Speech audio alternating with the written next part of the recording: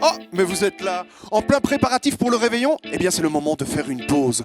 Nous allons faire la fête à la culture pour cette dernière émission de l'année, avec de quoi vous régaler. Au menu de 5000 TV, nous inviterons Catherine Delbruyère. On parlera de ses créations, mais également du collectif Art Émulsion qui rassemble plusieurs artistes du Namurois. Leur métier, c'est d'immortaliser, que ce soit par la photo pour Margot Voglet ou la caméra pour Louis Coleman. Nous découvrirons leur travail dans l'émission. Nous danserons ensuite au rythme de la cigar box guitare de John Merry. On aura des surprises, on vous offrira des cadeaux, tout ça c'est maintenant et c'est dans 5000 TV.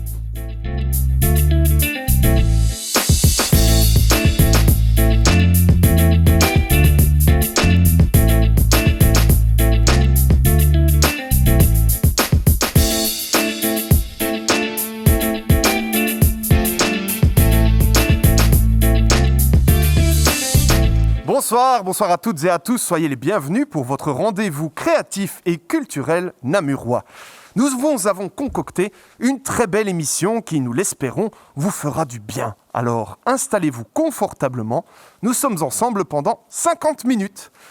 Gourmande, elle croque la vie à pleines dents, j'ai le plaisir d'avoir à mes côtés Cassie. Bonsoir Cassie, tu es ravissante. Merci, tu t'es mis sur ton 31. Bah évidemment, nous sommes juste avant. Nous sommes là pour vous faire passer un bon moment avant ce réveillon du 31 et nous l'espérons qu'il sera très bon. Oui. Et même en cette période, il y a des idées pour nous donner un peu de féerie, de poésie. C'est ce que nous allons découvrir dans l'actu culturel.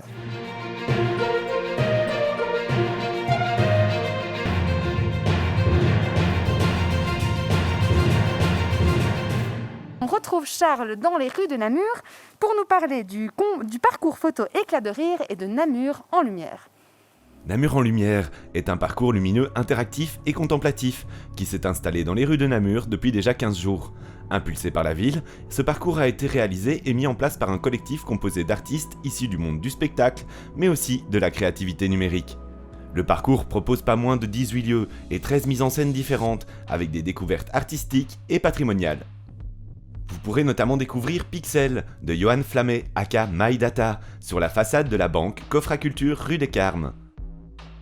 Et La Lumière fut, une mise en lumière impressionnante de la cathédrale Saint-Aubin par Edouard Little. Ou encore les fenêtres imaginaires de notre chroniqueur François Dalcamo. Et vous pouvez nous faire confiance, le parcours vous réserve beaucoup de belles surprises, comme avec Tricolor, une œuvre interactive mise au point par Superbe, et qui permet de contrôler avec ses mains la couleur de l'éclairage des arbres situés au pied de la citadelle côté Grognon. Et en parallèle de Namur en lumière, vous pourrez aussi découvrir le parcours des sourires Éclat de rire, une expo photo organisée dans le cadre des 50 ans de la section photo de l'ILFOP. Alors, si ce n'est déjà fait, n'hésitez pas à aller profiter d'une balade dans le centre de Namur, en fin de journée pour découvrir le parcours de Namur en lumière. Attention cependant à bien respecter la distanciation sociale et les gestes barrières, mais les installations sont visibles tous les jours de 17 à 22h et ce, jusqu'au 1er février.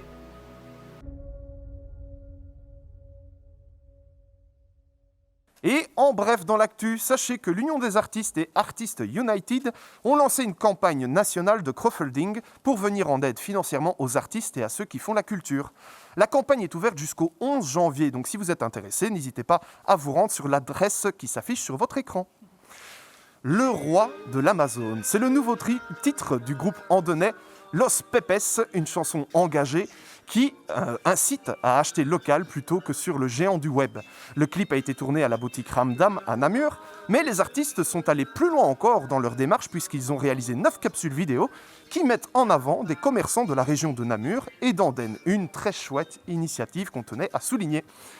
Et rien ne nous empêchera de dire adieu enfin à 2020, à part peut-être une invasion de criquets ou une météorite ou simplement une tempête de neige. Eh bien, c'est le moment de le savoir avec l'équipe d'improvisation Les Namurs du Risque. Et pour compliquer cette météo, je donne comme contrainte que j'aimerais voir la météo à la manière de C'est pas sorcier.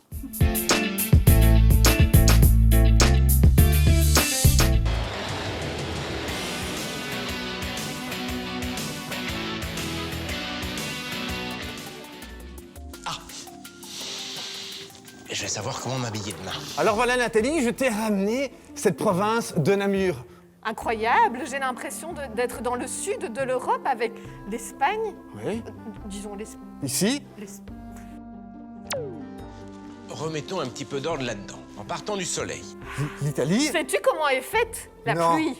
Explique-le-moi. Parce Écoute. qu'à Falisol, il va pleuvoir demain. À Fadisol, il pleuvra. Nous aurons donc des cumulonimbus Oui, qui vont se condenser oui, et atteignant une certaine pression, oui. l'eau va dégouliner. Comme un Natois. Qu'un Natois, je me noie. Anatois, ils vont se noyer demain. Il y aura 12 mm de pluie au centimètre. Ok, Je ne sais pas si vous vous rendez compte mais c'est du bien. kilomètre de pression qu'ils vont recevoir. C'est pas... Anatois, tout ça pour aller jusque Rienne. Mais rien. Rienne, il va y avoir une tempête de sable. Savez-vous comment fonctionnent les tempêtes de sable? Peut-être comme ça, je ne sais pas. Moi non plus, je ne sais pas. Mais en tout cas, à Fagnols, Fagnol, il que- y aura le soleil du sud de la France. Savez-vous que le Soleil a longtemps été considéré comme un astre, mais maintenant est considéré comme un astre? Ah bon? Énorme! Oui, Mon Dieu, c'est un désastre. Et Ansrem, il fera rien. il ne fera rien. Rien, c'est le néant, c'est le trou, c'est un trou noir. C'est un trou, regarde. Sur ce, connaissez-vous le Big Bang? Oh non. Moi non plus. Là, vous êtes partis pour des longs zés. T'es bronzé. Mon Dieu. Dieu. Peut-être demain ou l'année prochaine, on expliquera le Big Bang. Oui, c'est Nathalie. cela. C'était 2020, le Big Bang. Et sur ce, bonne année. Bonne année. À vous, les studios. Merci beaucoup, les Namurs du Risque. Et où peut-on vous voir prochainement? Alors, pour l'instant, ça va être compliqué, mais en tout cas... Via un écran, vous pouvez nous suivre sur les Namurs du Risque sur notre page Facebook. Nous avons également une adresse mail. du.risque@gmail.com où vous pouvez nous envoyer des petits courriers, ça nous fait toujours plaisir. Où vous produisez-vous, généralement? Alors, on se produit en général dans la salle du quai 22, donc du côté de l'Arsenal, dans le centre de Namur. Voilà. Et qu'est-ce qu'on peut vous souhaiter pour 2021? Ah, ben, beaucoup de rencontres. Peut-être des planches, peut-être remonter sur les planches ou voir les planches des autres sur les planches. Des ça, autres ce sur serait les bien planches, aussi. et puis après, de l'émotion qui stagne en nous pour le moment et qu'on a besoin d'exprimer, je pense. Eh bien, merci les Namurs du Risque de nous donner le sourire. C'est le moment de retrouver notre invité plateau. Exactement, cher Lio. Alors cette semaine, on accueille sur notre plateau une femme, une créatrice, une engagée. Elle fait partie du collectif Art Émulsion. Elle travaille la terre, elle est céramiste. Bienvenue à Catherine Delbruyère. Bonsoir, Bonsoir Catherine. Bonsoir. Soyez la bienvenue sur notre Soyez. plateau. Merci. Vous êtes bien installée? Oui, absolument, Oui. ça va. Est-ce que vous remarquez peut-être sur le plateau des œuvres de quelqu'un que vous reconnaissez? Oui, derrière vous, il y a le travail de Lorca, en fait, Laurence Van de Kerkhove. Oui, Et, exactement. C'est sympa, hein? Oui, tout à fait. Bien mis en valeur. C'est un travail très poétique, léger, et j'apprécie beaucoup. Super. Alors pour les spectateurs et les spectatrices, en fait, Lorca, comme un tas d'artistes, fait partie du collectif Art Émulsion, dont Absolument. vous faites partie également. Mhm. Est-ce que vous pourriez nous expliquer un petit peu le principe de ce collectif, comment il fonctionne? Voilà.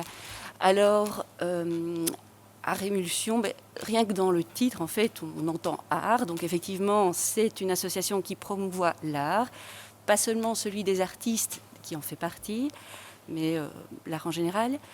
Et l'idée, c'est aussi d'avoir un rapport de rencontre, où on mélange des choses qui se mélangent peut-être pas habituellement, comme de l'eau, de l'huile, et d'en faire quelque chose qui a une bonne énergie, qui va donner envie et qui va ouvrir qui va donner des ouvertures sur les autres, faire des rencontres, et voilà. Ok, génial. Et du coup, par rapport à cette idée du collectif, qu'est-ce qui vous motive, vous, en tant qu'artiste, à faire partie justement de ce collectif? Est-ce que vous pouvez imaginer exister en tant qu'artiste aujourd'hui en Belgique sans ce genre de collectivité? Alors, d'abord la première question, donc par rapport au collectif Art Émulsion, moi ce que j'apprécie dans ce collectif, c'est le respect, la liberté qu'on a, parce qu'on n'est pas obligé de participer à chaque projet, chacun y met vraiment sa pierre, ses compétences, son savoir-faire quand il en a envie, mais également quand il est plus pointu dans telle ou telle chose. On peut être interchangeable aussi au niveau de aujourd'hui je ne me sens pas bien, je vais pas venir faire la présentation, est-ce que tu veux bien la faire à ma place? Voilà. Et c'est comme ça que je me retrouve ici. Voilà. Et C'est aussi se mettre au service, quoi. c'est ça, c'est vraiment ça. Et c'est un esprit que j'aime bien, de partage et d'échange. Parce que pour moi, l'art, ça doit parler de ça, des rapports humains, et plutôt dans la bienveillance. Ok, super. Merci. Merci beaucoup. Elle immortalise nos plus belles postures, nos sourires et nos délires dans cette émission. Dans la rubrique Flashback cette semaine, nous vous proposons de découvrir le travail de la photographe de la charmante Margot Voglet. On retrouve Anne-Sophie.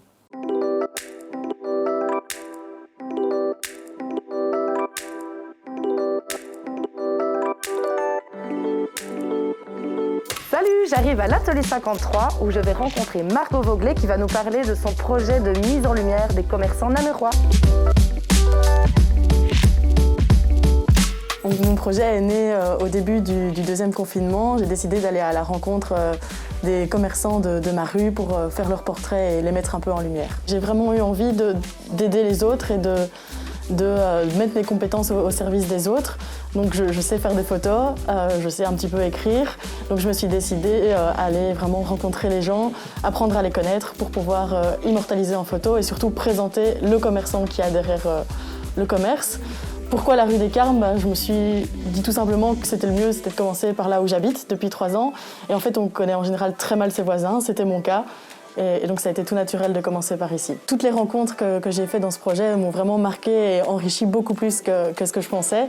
J'ai vraiment pu découvrir des gens qui étaient super courageux et qui mettaient vraiment toute leur énergie dans leur projet de vie. Et j'ai vraiment eu des retours vraiment géniaux, que ce soit de la part des commerçants, mais qui étaient vraiment ravis qu'on puisse parler d'eux. Et surtout parler de ce quartier, le quartier des Carmes, qui n'est pas encore assez connu.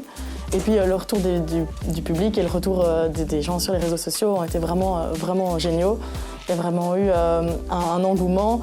La moitié des commentaires que j'avais sur les publications, c'était vraiment des commentaires qui disaient « Ah, on adore cette boutique, on adore ce commerçant, son sourire, son accueil ». Et puis l'autre moitié des commentaires qui me faisaient encore plus plaisir, c'était « Oh, cette boutique a l'air super chouette et on va venir la découvrir ».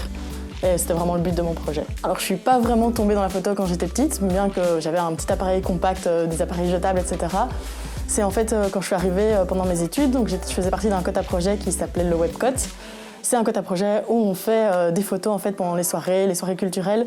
Et là je me suis vraiment rendu compte que la photo ça permettait d'aller à la rencontre des gens. Donc, grâce à ce petit boîtier entre nous, ça permet aux gens de se livrer et ça me permet d'assouvir mon besoin de rencontre sociale qui est vraiment énorme. Alors ce que j'attends le plus pour 2021, c'est de pouvoir retrouver les événements grand public, parce que c'est vraiment ce que je préfère en photo, c'est pouvoir prendre en photo les gens qui profitent et qui ont du bon temps, et ça nous a manqué en 2020. Et puis il y a un autre projet que j'aimerais bien mettre en place aussi sur les stéréotypes du genre, parce que c'est un sujet qui me touche beaucoup. Donc si vous voulez retrouver mes portraits et mes publications, vous pouvez les retrouver sur ma page Facebook, mon site web et ma page Instagram. Et puis surtout, venez découvrir les boutiques de la rue des Carmes pour prendre autant de plaisir à venir rencontrer les commerçants comme je l'ai fait.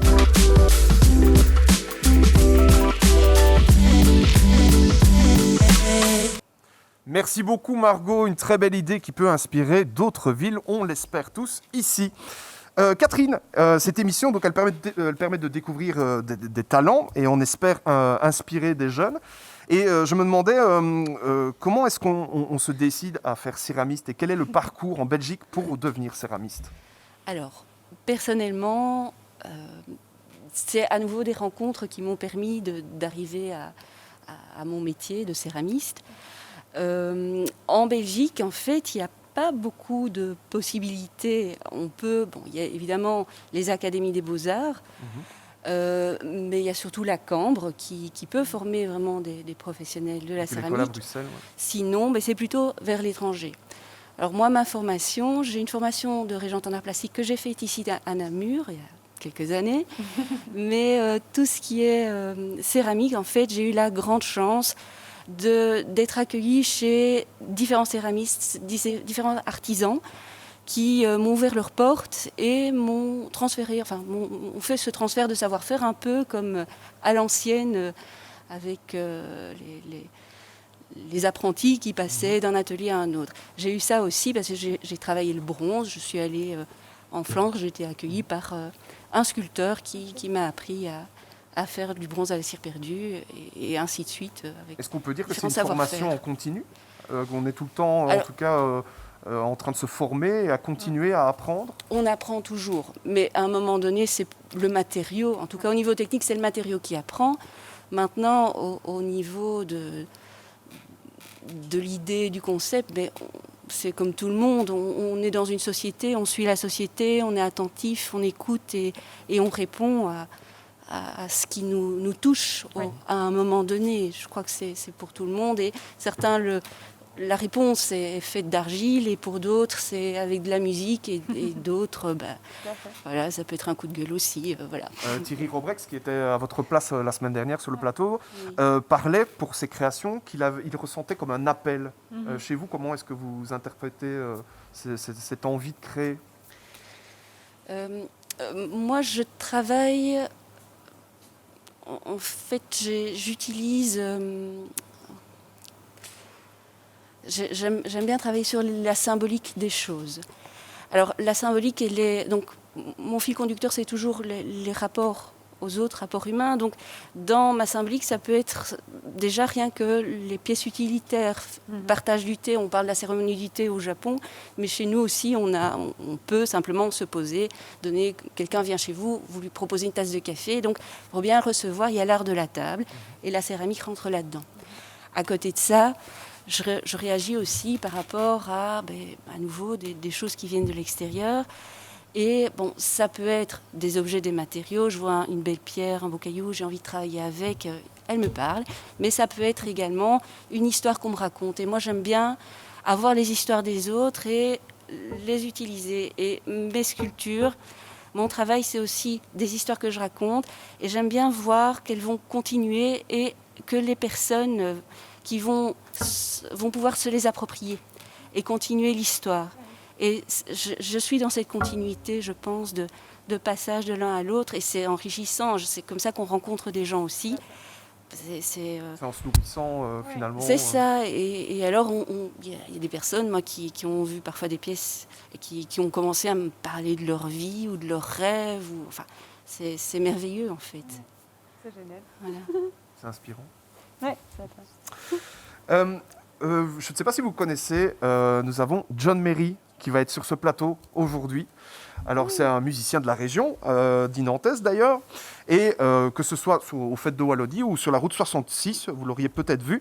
Et cette semaine, nous vous proposons de remporter son album, donc n'hésitez pas à aller sur notre page Facebook 5000. Si vous ne le connaissez pas, je le redis, il sera en fin d'émission sur la séquence live, donc restez avec nous, s'il vous plaît. Oui. Alors, on vient de voir évidemment Margot Voglet. Nous avons eu la chance d'avoir dans l'émission un coup de main du réalisateur un peu particulier Louis Coleman, alias Like a Fool, l'occasion pour nous de découvrir son travail dans le Focus Créateur.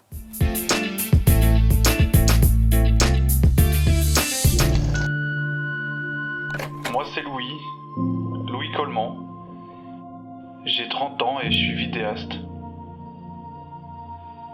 Si vous ne me voyez pas, c'est simplement parce qu'à mes yeux, le plus important, c'est ces images.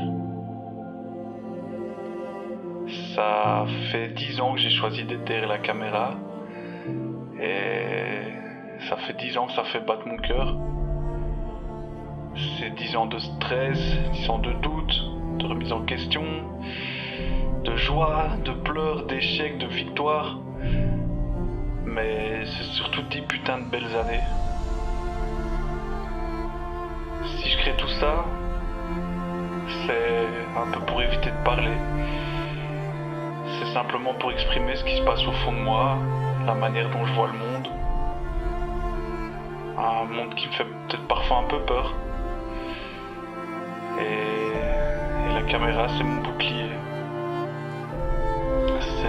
C'est cette passion qui brûle en moi. Ça devient un énorme brasier. Je veux capturer ces regards, ces moments, ces instants, et je veux les faire danser en harmonie.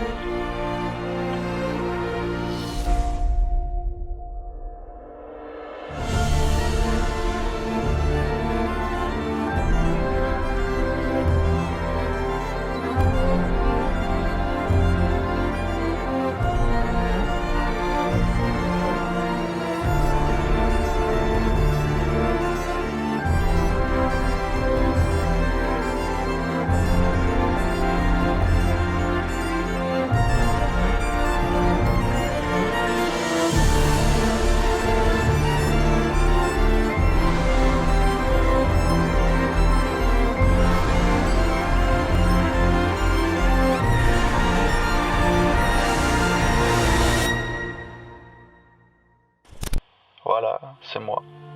Like a fool. Comme un idiot. Comme un dingue, je capture des milliers d'images et je les fais se rencontrer. Je suis peut-être un peu trop fou, trop sensible, sans limite. Comme un idiot, j'y laisse une partie de moi. Mais qu'est-ce que j'aime ça. Merci Louis de nous faire profiter évidemment de tes talents. On a hâte de te suivre avec grande fierté. En fait, toute l'équipe de 5000 évidemment te suit avec grande fierté sur tes futurs projets. Catherine, vous parliez justement avant de rencontres. Oui.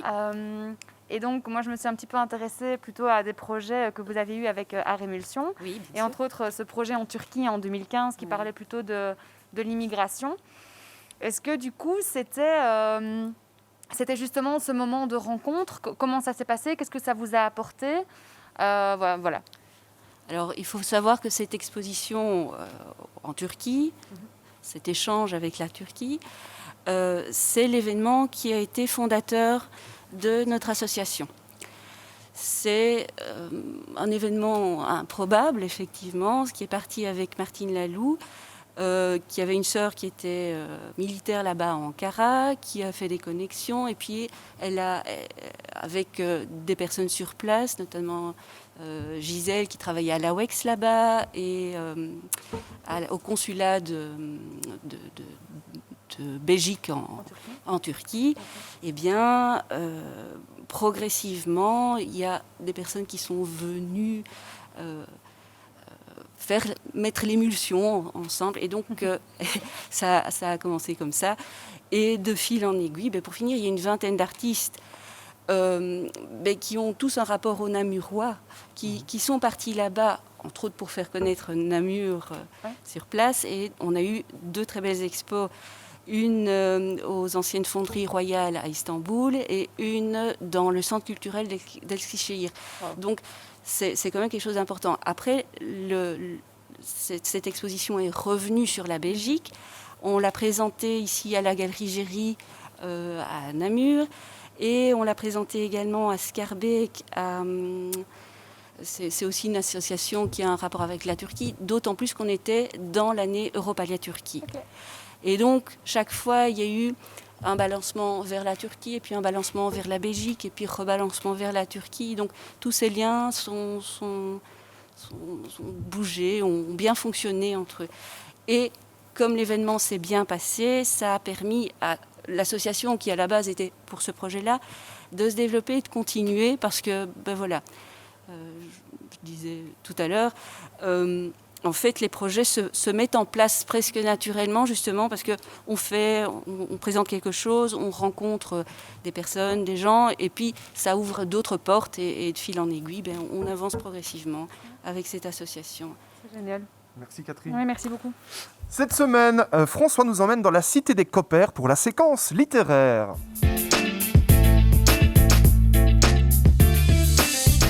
Salut à toutes, salut à tous. Aujourd'hui, on est à Dinan, chez Delivre, c'est une librairie généraliste.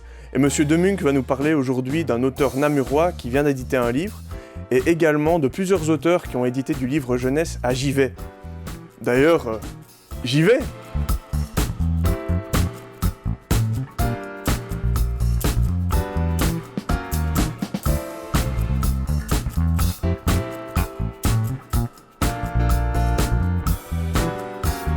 Je vais vous parler aujourd'hui du dernier roman de Claude Donnet, On ne coupe pas les ailes aux anges. C'est un roman paru aux éditions Méo et la couverture est magnifique. Claude Donnet, pour ceux qui ne le connaissent pas, est un poète et éditeur de poésie qui vit entre Dinan et Ivoire. Et il s'est mis au roman récemment, mais c'est déjà son 3e roman et c'est vraiment ici un coup de maître. C'est l'histoire de 2 jeunes adolescents, Arnaud et Bastien, qui sont confrontés à la violence du monde d'aujourd'hui. D'abord une agression homophobe, ensuite la violence conjugale pour la mère de l'un d'entre eux, et la violence dans les manifestations à Bruxelles de casseurs. Également, l'auteur va nous emmener dans un périple à travers les Ardennes, où l'on verra les conséquences de l'agression de l'homme sur le climat. Et donc, face à toutes ces violences, les deux jeunes vont se reconstruire et l'auteur, en fait, en tire une vision optimiste de la vie, tout en nous tenant avec une grande haleine et des émotions, car l'écriture est vraiment très belle. Je vous le recommande très chaudement. Nous avons également une jeune maison d'édition jeunesse qui est basée à Givet et qui édite des livres pour la jeunesse. Dans ses récentes productions, il y a Poèmes à fleur de terre, qui est un recueil de poèmes pour apprendre la poésie aux jeunes enfants. Frida Kahlo, qui permet aux jeunes enfants de découvrir la grande peintre. Pêcheurs d'idées et Histoires saugrenues, qui sont deux jolies histoires et qui sont leur dernière parution. Et Ma classe de A à Z, qui est au cours d'une histoire, un petit garçon rencontre les lettres de l'alphabet. Donc ce sont chaque fois des histoires et je vous les recommande chaudement pour vos enfants. Vous pouvez retrouver tous ces livres chez Delivre à Dinan, mais comme vous le voyez, il y en a plein d'autres. Alors moi je vous dis, venez jeter un œil, à la semaine prochaine. Et c'est toujours un plaisir de découvrir les librairies indépendantes ainsi que leurs bons conseils. Et merci également à notre Guy Montagnier de 5000 TV. Merci beaucoup François. Catherine, je voulais vous demander, vous avez toute une vague d'œuvres liées aux racines, l'enracinement, pardon. Est-ce que vous vous sentez, vous, enraciné à Namur? Est-ce que, par exemple, ça a une importance, ça vous a inspiré dans vos œuvres? Dans les œuvres, pas spécialement, mais oui, j'ai des racines à Namur. Je suis marchoise à la base, mais ça fait depuis mes 18 ans. Oui, je dis Namur, on se comprend bien sûr la province de Namur. Je suis dans cette province que je trouve magnifique. On a la Meuse, enfin, les gens, tout. Enfin, franchement, oui. Vous parliez tout à l'heure aussi d'histoire, et on sait que la province est riche en histoire. Est-ce que ça aussi, ça peut avoir... ça vous a peut-être inspiré, par exemple, certaines choses? Oui, mais surtout mes promenades le long de la Meuse, les concrétions rocheuses dans l'espace. Ici, dernièrement, justement, avec l'association Art Émulsion, on a travaillé à la Tour d'Anève, où on a travaillé dans ce petit musée archéologique, où donc on a toute l'histoire de la région de Gand, enfin, toute cette historique qu'on voit en objet, et on y a répondu avec une intervention artistique en écho à ce qui était présenté sur place. Et aujourd'hui, c'est un artiste solo qui nous vient dans l'émission, puisqu'il s'agit de John Merry Go Around, qui sera en live en fin d'émission. Et je pense d'ailleurs que Charles est en sa compagnie. Bonsoir Lio, bonsoir à toutes et à tous et bienvenue dans cette 4e édition de l'interview backstage. Vous commencez à avoir l'habitude, nous avons un invité de marque aujourd'hui, le Namurois qui se produit tous les ans aux États-Unis, Michel Brasseur, alias John Merry. Bonsoir. Bonsoir à tous. Comment est-ce que tu te sens dans cette ambiance de pouvoir vraiment jouer de la musique live? C'est pas trop bizarre dans la situation actuelle coronée, si je puis dire? On ne va pas se plaindre, hein. Ça fait quand même 1 mois et demi, 2 mois que je suis à l'arrêt, donc pour une fois que je peux jouer quelques morceaux, je suis ravi en fait. Moi, il y a une question que j'ai vraiment très fort envie de te poser, parce que je n'ai pas l'occasion d'avoir ton type de profil en face de moi. Comment ça se passe, la vie sur la route aux États-Unis? Écoute, ça se passe bien. Comme je te disais, j'ai fait beaucoup le sud des États-Unis, donc c'est chouette parce qu'il fait beau en général, tu vois, il fait chaud, c'est nickel. Et puis tu roules beaucoup parce que les distances sont grandes et l'accueil est formidable. Voilà. Lionel, notre présentateur vedette, me racontait tout à l'heure avoir assisté à un de tes concerts et tu étais allé à la première rangée avec une bouteille de Jack Daniels, tu avais rempli les verres de tout le monde. Michel Brasseur, c'est un showman, mais au niveau musical, comment est-ce que Michel Brasseur se décrit lui-même? Écoute, moi j'ai été bercé depuis que je suis tout petit dans la musique des années 50, 60, et je suis resté accroché là-dedans. Donc, au niveau du style musical, je suis resté là-dedans vraiment. Et c'est large, tu vois, ça touche le western swing, le hillbilly, le rockabilly, le blues, le bluegrass, enfin, tous ces genres de musique. Donc voilà, moi je me situe vraiment dans cette horizon-là. Tu joues de quels instruments en tout? Parce que ici, tu vas être en live avec ton one-man band, tu vas jouer de plusieurs choses. Quels sont tous les instruments que tu maîtrises? Que j'essaye de maîtriser. C'est ça qui est bien avec quand tu fais de la musique, c'est que tu apprends toujours. J'apprends encore à jouer, notamment j'ai eu l'occasion d'essayer ce qu'on appelle des cigar box guitare aux États-Unis il y a quelques années.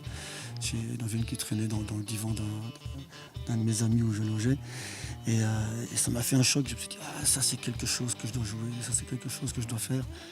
Et voilà, je suis revenu avec une ou deux, et puis j'ai mis le répertoire qui est ici sur pied avec ce genre de guitare. Ce sont des guitares donc, qui sont, comme leur nom l'indique, fabriquées avec des boîtes de cigares au départ. Bon, maintenant c'est devenu un sport national aux États-Unis, on en fait avec tout ce que tu veux, tu vois, avec des râteaux, avec des pelles, avec tout, voilà. Le but du jeu c'est de fabriquer l'instrument soi-même. Voilà, donc ce sont des instruments qui sont accordés différemment, qui ont 2, 3, voire une corde, 4. Des choses comme ça, donc la technique est différente, l'accordage est différent, donc tu dois tout réapprendre en fait, même si tu joues bien un petit peu de la guitare, tu dois quand même de nouveau réapprendre tout. Du coup, ça amène à une question, mais ça va être une des dernières. Tu parles de cette alchimie et de cette énergie qui sort du groupe. Est-ce que toi, quand tu fais un live solo comme tu vas le faire ici, tu arrives à retrouver quand même cette énergie, malgré le fait que tu sois tout seul, que tu n'aies pas ce contact avec les autres, cette solidarité, cette collaboration? L'énergie est placée différemment et il y a une volonté aussi de vouloir jouer toutes les notes. Tu vois, quand j'entre dans un morceau, quand je commence à le jouer, je dois absolument sortir toutes les notes. Mon premier but, c'est vraiment de jouer tout ce que j'ai écrit, tu vois, et de le sortir vraiment. Tu vois. Et après, c'est à toi à retrouver l'émotion, à retrouver l'émotion première avec laquelle tu as écrit le morceau. Tu vois. Il y a ça derrière aussi. Toi. C'est toujours à toi à te remettre en question, justement, et à essayer de retrouver cette émotion pour la transmettre quand tu joues. Michel Brasseur, merci d'avoir accepté notre invitation. Avec grand plaisir, merci beaucoup. Le concert du plus américain des Namurois, c'est pour 5000 TV et c'est en fin d'émission. Et je suis impatient de découvrir John Merry en live tout à l'heure. Merci beaucoup, Charles. Et je pense que c'est maintenant le moment tant attendu, le moment de l'agenda de Cassie. Oui, exactement. Alors, n'oubliez pas évidemment que ce dimanche, c'est le 1er du mois et que certains lieux culturels sont ouverts et gratuits du coup. Bon, je ne vais pas vous mentir, ça a été un petit peu galère parce qu'en début d'année, c'est pas évident d'en trouver justement des ouverts, mais j'ai quand même réussi à vous en décoter 2. Alors, je n'y avais en fait jamais mis les pieds et pourtant j'habitais à côté. J'ai enfin pris le temps d'y aller au musée Félicien Robes dans le centre de Namur, qui a son expo actuelle appelée Adjugé. Elle vous invite à explorer les coulisses du marché de l'art belge au XIXe siècle. Alors, il y a aussi la maison de Monsieur Sax, qui est évidemment à Dinan, qui participe à la gratuité des premiers dimanches du mois.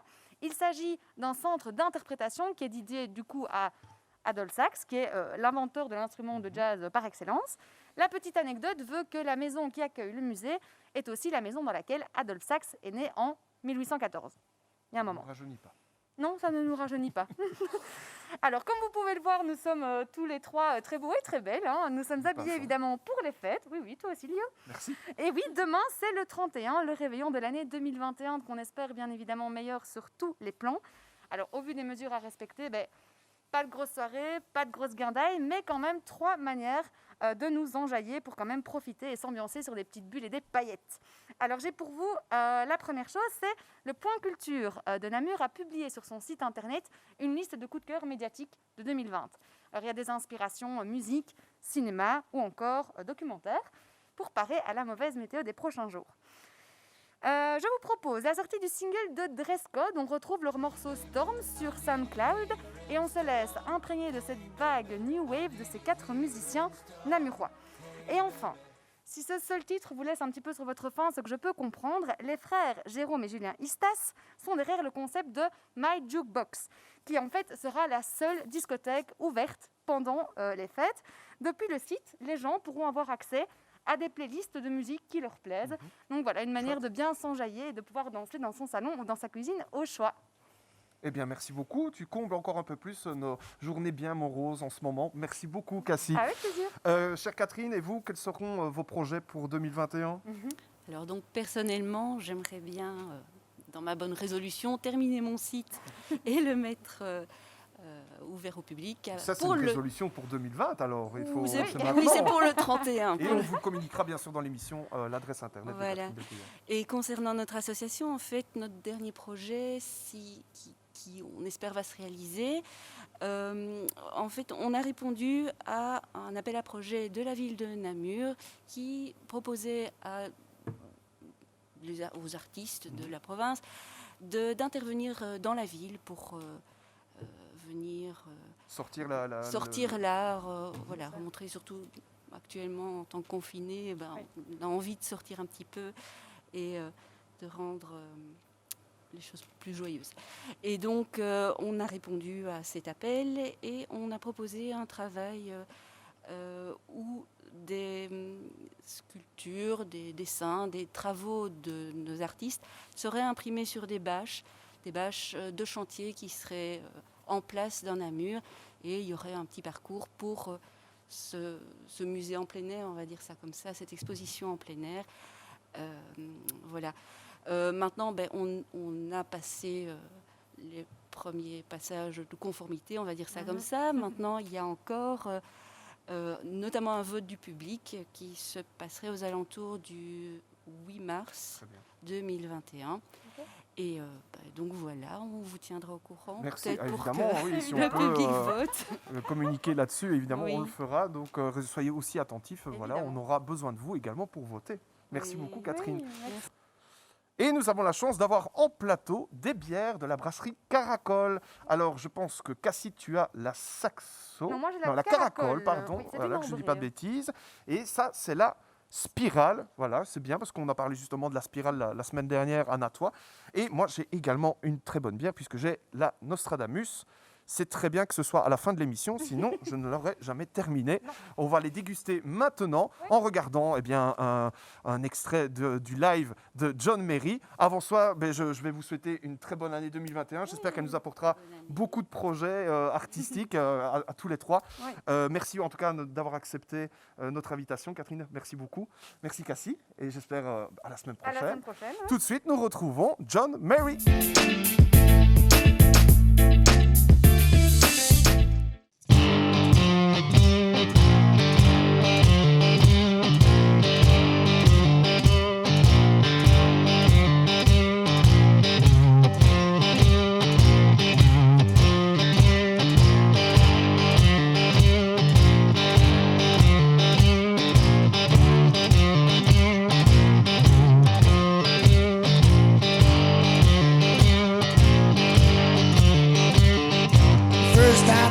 Saw you when my mama was rocking me. You tried to make me cold, you made me sick. Oh yeah, oh yeah. You took me by the hand, but Mom said you don't get my son. A few years later, somebody on my back pushed me in the river. It was you, I bet. Oh yeah, oh yeah. You left me on the shore, told you to soak it and naked. You chased me through the fields, you ran from into town. You never let me sleep, you always try to put me down. Oh yeah, oh yeah. But I know all your faces when you're hanging around.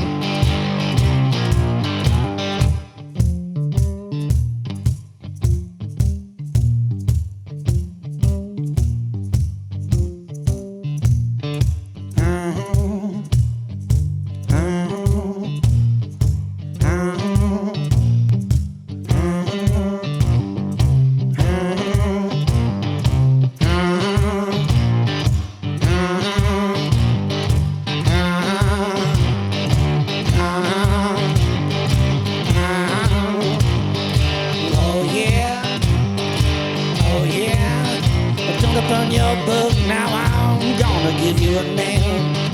You don't have to look, I know you're not to blame. Oh yeah, oh yeah. But I don't need to go first. Yeah, I know you don't care. Don't come before I call you, don't take me by surprise. Don't let your side falling out till I see your eyes. Oh yeah, oh yeah.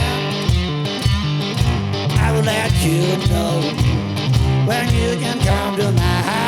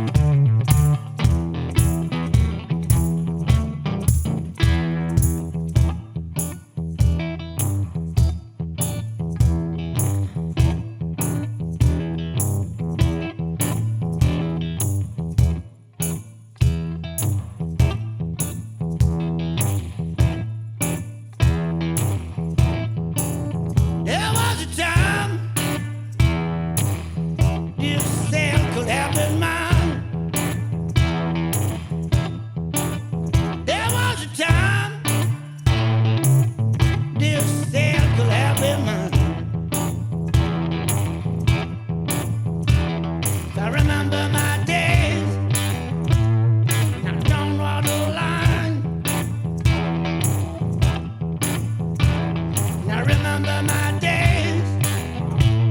And I don't walk the line.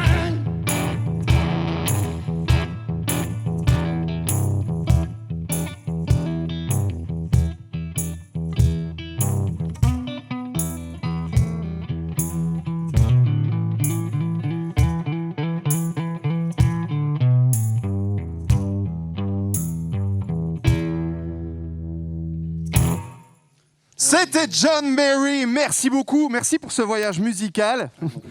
Quant à nous, eh bien, comme dirait mon tonton relou, à l'année prochaine, puisqu'on se retrouve le jeudi 7 janvier avec Rootmin Square. D'ici là, digérez bien, et puis n'oubliez pas, en cette période de Corona, prenez un bon bouillon de culture. Bonne année à tous, au revoir.